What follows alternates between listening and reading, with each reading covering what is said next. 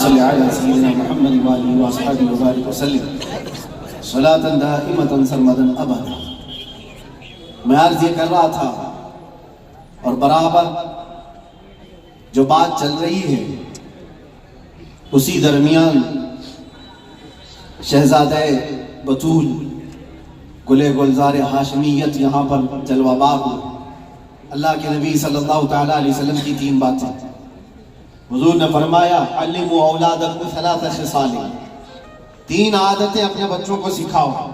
سب سے پہلی چیز حب نبیکم، اپنے نبی کی محبت۔ دوسرے حضور فرماتے حب اہل بیتہ، رسول کے گھر والوں سے محبت سکھاؤ۔ وتلاوت القرآن الکریم، تیسرے نمبر پر قرآن پاک کی تلاوت سکھاؤ۔ جن بچوں کو یہ 3 چیزیں دی گئی ہیں میرے عزیزوں، پھر وہ جوانی میں قائد امت بن کر نکلتے ہیں، مصلح امت بن کر نکلتے ہیں۔ اور بڑے ہونے کے بعد آپ سوچتے ہو اب اس کو کیا سکھاؤں۔ ایک بات میں آپ کو بتاؤں، بچپن میں آپ نے اللہ اور اس کے رسول کی محبت اولاد میں ڈالی ہو تو بدلے میں ملتا ہے کہ جب یہ جوان ہوتا ہے اور آپ بوڑھے ہوتے ہیں، اللہ تمہاری محبت اس کے دل میں ڈالتا ہے، تمہاری محبت بدلے میں ڈالی جاتی ہے۔ بوڑھا ہونے کے بعد جو یہ چاہتا ہے کہ جوان بیٹا میری خدمت کرے، تو انہیں بچپن میں اگر اللہ اس کے رسول کے حوالے کیا ہوتا، آج اللہ تبارک و تعالیٰ اس کے دل میں تیری محبت ڈال دیتا، بدلے میں ملتا ہے۔ ورنہ بڑھاپے میں تم تمنا کرتے رہ جاؤ گے۔ یہ وہ اولاد جن کو تم نے دنیا ہی دی۔ بچہ جب بڑھ رہا تھا، جوان ہو رہا تھا، باپ تو اتنا اس کی تربیت پر اتاولا ہے، جو مانگا لا کر حاضر کر دیا، جو کھلونا بچے نے ہاتھ رکھ دیا لا کر رکھ دیا۔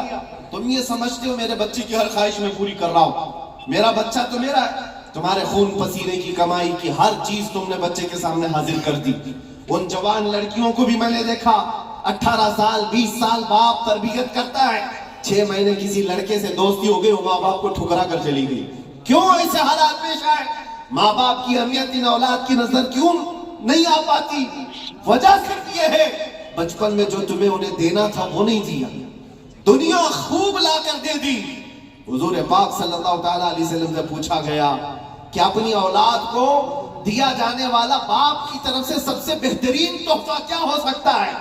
تو یہ سوچتے ہو نا، بچہ جب 6 سال کا ہوا، 7 سال کا ہوا، 8 سال کا ہوا، ہر سال اس کا برتھ ڈے کا انتظار کرتے ہو اور سوچتے میرے بچے کے برتھ ڈے میں اس کو سب سے بہترین گفٹ دیتا ہوں، سب سے بہترین ہدیہ۔ بیٹی کو بھی باپ گفٹ دے رہا ہے، بیٹے کو بھی دے رہا ہے، لیکن وہ گفٹ کیا ہے، وہ ہدیے کیا ہے؟ ہر سال تم جا کر دیکھ لو، کبھی کبھار جو بڑے لوگ ہیں کھلونوں سے اٹھ کر کے کبھی موبائل دے دیا، اس سے بھی اٹھ کر کے کبھی بائک دلا دیا، جس کو جو چاہا وہ دلاتا گیا۔ لیکن میرے عزیزوں، حضور پاک صلی اللہ تعالیٰ علیہ وسلم کی حدیثوں کی روشنی میں اگر کہوں تو فرماتے ہیں اپنے بچے کو دیا جانے والا سب سے بہترین تحفہ باپ کی طرف سے وہ اپنے نبی کی محبت ہے۔ یہ سب سے بہترین تحفہ ہے۔ اچھے اخلاق و کردار تحفے میں دیا ہے تو اس نے پوری دنیا بھی دے دی اور آخرت بھی دے دیا۔ یہ چیز چھوڑ کر کے ساری دکان لا کر رکھ دو۔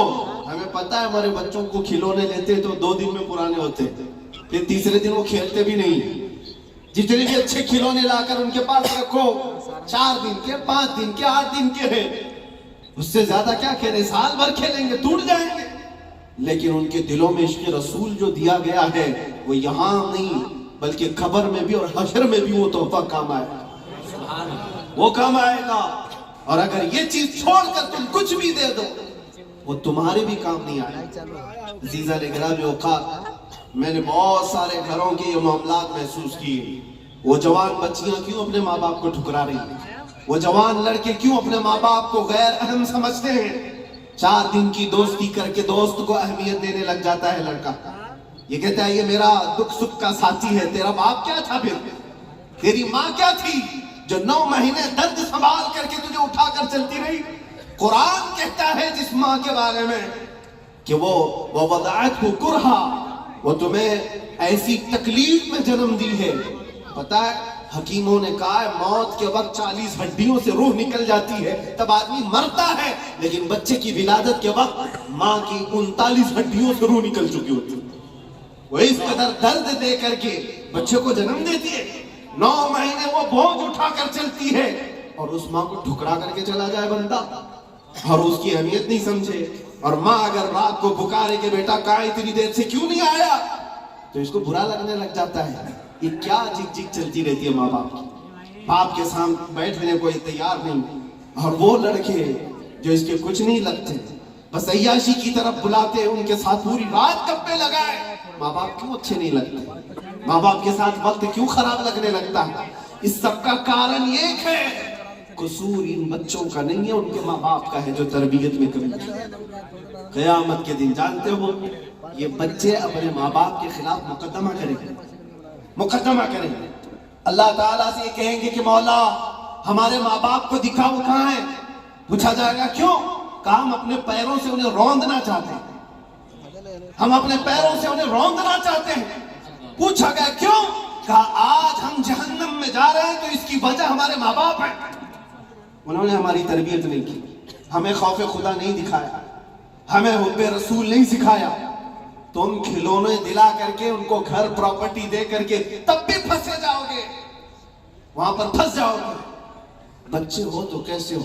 मैं एक बात बताता हूं मेरे अजीज, नजमुद्दीन इराक का एक गवर्नर है, गवर्नर पूरे इलाके का गवर्नर है, शादी नहीं किया, 30 साल से भी ज्यादा की उम्र हो गई और बड़े बड़े रिश्ते आते थे, बादशाहों के बेटियों के रिश्ते, वजीरुल मलिक की बेटी का रिश्ता, सब ठुकराता रहता है, मुझे नहीं चाहिए। उम्र निकलती जा रही है।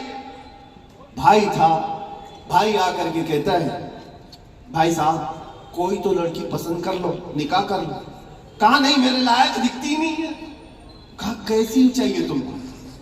सल्जूक खानदान की बेटी, वजीरुल मलिक की बेटी, इतने आला खानदान की लड़कियां तो तुझे बता रहा हूं। कहा नहीं मुझे मेरे लायक की मिलती नहीं। कहा कैसी चाहिए, तुम्हारा क्राइटेरिया क्या है, रिक्वायरमेंट क्या है? नजमुद्दीन ने कहा मैं चाहता हूं मुझे ऐसी बीवी मिले जो मेरा हाथ पकड़कर जन्नत में ले जाए। दूसरी चीज मेरा क्राइटेरिया ये है, ऐसी बीवी मिले मुझे जो मुझे दुनिया से बेजार करे और अल्लाह की तरफ ले जाए। तीसरी चीज मुझे ऐसी चाहिए कि उससे पैदा होने वाला बेटा ऐसा हो जो बैतुल मुकद्दस को आजाद कराए। सुभान अल्लाह। क़िबला अव्वल मुसलमानों का उस वक्त यहूद और नसारा के जालिम हाथों में था। नजमुद्दीन ने यह सोचा और शादी करने को तैयार नहीं। जाहिर सी बात है ऐसे क्राइटेरिया की लड़की ढूंढना भी मुश्किल है, मिले तो कहां मिले। शादी नहीं करना। एक दिन तकरीब की जामा मस्जिद में, वहां के बहुत बड़े बुजुर्ग थे, उनके पास बैठा था, मगरिब के बाद दर्स दे रहे थे शेख, इलाके के शेख आजम। अचानक पर्दे के पीछे से एक खातून की आवाज आई, हिजाब में थी। शेख ने पूछा कौन है? लड़की ने अपना नाम बताया, सिद्दुल मलिक हूं। एक फकीर खानदान की लड़की थी। तो आप जलाल में आए, बुजुर्ग जो शेख आजम है फरमाते बेटी तुझे हो क्या गया है? मैंने आज इतना बड़ा रिश्ता भेजा था, तूने ठुकराया। उस लड़की ने कहा मेरे लायक नहीं था। पूछा तेरे लायक नहीं था, तू चाहती क्या है? वो पर्दे के पीछे से कहती है मैं चाहती हूं मुझे ऐसा दूल्हा मिले जो मेरा हाथ पकड़कर जन्नत में ले जाए। सुभान अल्लाह। और मैं ये चाहती हूं ऐसा शोहर मिले जिससे पैदा होने वाला बेटा बैतुल मुकद्दस को आजाद कराए। सुभान अल्लाह। नजमुद्दीन उसी महफिल में बैठा हुआ, कहा मेरी सोचों से पूरी सोच मिलती है इस खातून की जो पर्दे के पीछे है। उठा और शेख से कहा हुजूर क्या मेरी सगाई या मेरी मंगनी उस लड़की से आप करा सकते हैं जो पर्दे के पीछे? बुजुर्ग ने फरमाया तू देखा है उसको? कहा मुझे जरूरत नहीं। कहा तू जानता है उसका खानदान? कहा वो भी मुझे जरूरत नहीं, उसकी नीयत मेरे लिए काफी, जो मेरी नीयत है वो उसकी नीयत है। शेख ने फरमाया नजमुद्दीन तू इलाके का गवर्नर है और वो इस मोहल्ले के सबसे फकीर खानदान की लड़की है, कहां मैचिंग होगी? नजमुद्दीन ने कहा फिर भी मुझे चलेगा। वो मगरिब के बाद बैठा, इशा से पहले उसी मस्जिद में निकाह भी हो गया। सुभान अल्लाह। उसी रात को विदाई भी हो गई। इधर लड़का भी राजी, लड़की भी राजी, नीयतों का मिलाप था। نیتوں کا ایکجا ہونا تھا. یہ نجمالدین اپنی دلہن کو لے کر گیا. جانتے ہو میرے عزیزوں، تاریخ کے اوراق اٹھا کر دیکھ لو، یہ وہ حسین جوڑا ہے جس سے پیدا ہونے والے لڑکے کا نام صلاح الدین ایوبی. سبحان اللہ، سبحان اللہ، سبحان اللہ، بہت کچھ. سبحان اللہ. کون ہے صلاح الدین؟ یہ آسمان سے اترا ہوا نہیں تھا، یہ زمین سے نکلا ہوا نہیں تھا. ماں باپ کی صالح نیت کی وجہ سے صلاح الدین پیدا ہوتا. ماں باپ کی جب تربیت ہو، ان کی نیت صالح ہو، تو آج بچے صالح پیدا ہوں. لوگ آج ظاہر سی بات ہے، ایک صاحب ہے، وہ سوال کر رہے تھے، وہ بیان کر رہے تھے. اس بیان میں ایک خاتون نے آ کر کے کہا، مولانا آپ کربلا کے واقعات بہت سناتے ہیں، کربلا کے واقعات بہت سناتے ہیں، حسین اعظم کے تذکرے، ان کے صبر، ان کی استقامت، ان کے جذبے شہادت سب بہت سناتے، لیکن پھر کوئی حسین کیوں نہیں پیدا ہوتا؟ مولانا نے اچھا جواب دیا. وہ خاتون سوال کر رہی تھی، کہا حسین ضرور پیدا ہوگا، پہلے فاطمہ تو آئے کوئی. سبحان اللہ، سبحان اللہ.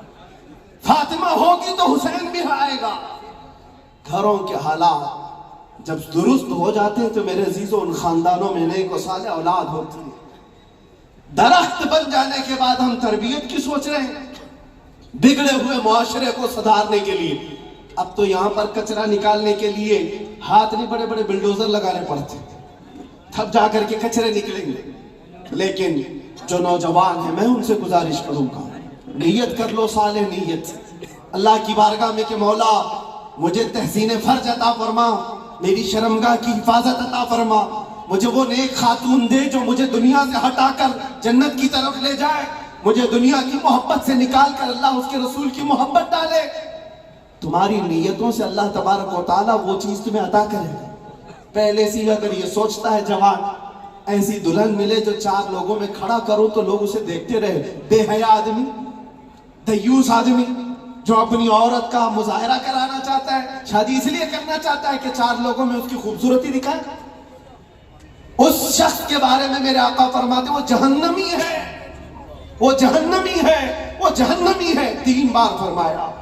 پوچھا کون؟ حضور فرماتے ہیں جو اپنی، جس کی عورت اس کے شوہر کے بغیر بے پردہ باہر نکلتی، یا جو مرد اپنی عورت کو آزاد گھماتا ہے، اس کے بارے میں کہا گیا وہ دیوس ہے، جہنمی. تمہاری نیتیں صالح ہو، تمہاری نیتیں پاکیزہ ہو تو اولاد بھی آئے. اور معاشرے میں اصلاح کے لیے ہمیں ماسٹر پلاننگ کی ضرورت ہے. یہی